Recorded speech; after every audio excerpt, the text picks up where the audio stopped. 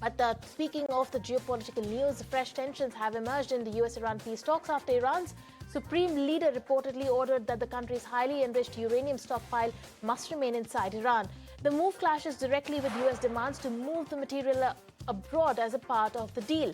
President Trump has warned Washington will not allow Iran to retain near-weapons-grade uranium, while Tehran says fears of renewed attacks have hardened its negotiating stance amid a fragile regional ceasefire.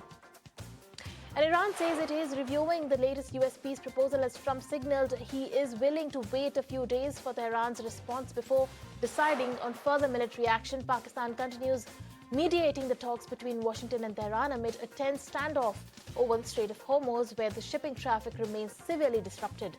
Trump warned attacks could resume quickly if the US does not receive the right answers from Iran.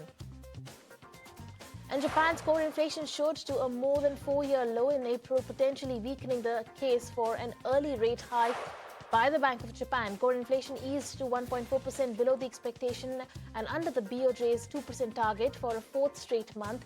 Now, falling energy prices offered some relief there, though the strong exports and resilient economic growth continued, keeping the expectations of a future policy tightening alive amid the persistent yen weakness.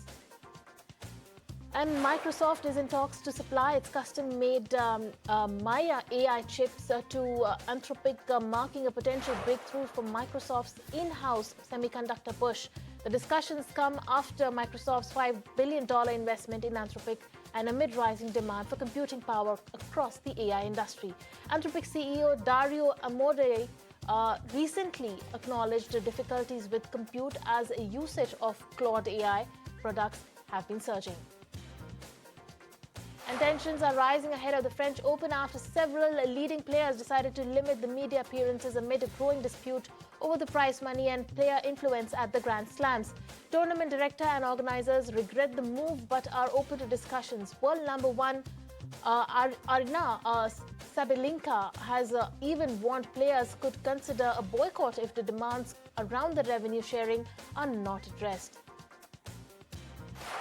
Ahead of the first visit to India, as U.S. Secretary of the State Marco Rubio has said that he wants to sell India as much energy as it will buy. This statement assumes importance of Rubio's visit to India will focus on energy security, trade and defense cooperation. Now, Rubio is also likely to take part in a meeting of foreign ministers of the Quad countries.